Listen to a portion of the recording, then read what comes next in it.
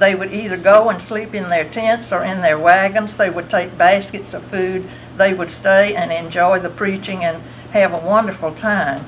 Well, there was a camp meeting held somewhere, and all of these Turners from Bladen Springs went, and they took old Grandma Welch with them.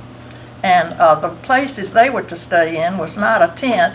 It was cabins that were built in a row with a porch along the front.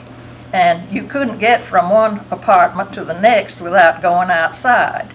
Well, one night, they were all in their apartments, and they heard shots ring out, and then they heard loud screams for help. And so they got panicked. They thought, half of us are in this side, and the other half of our family is on the other side of this apartment. We've got to get Grandma over there where she'll be protected in the other side, in the other apartment.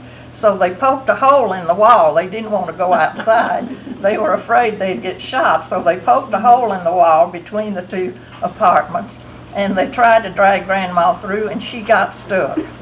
Well, in a little while, they got her out, and when her son came back in to report what it was all the confusion about, he said that a Methodist preacher had gone berserk. He thought the Sims were out to get him, and he panicked.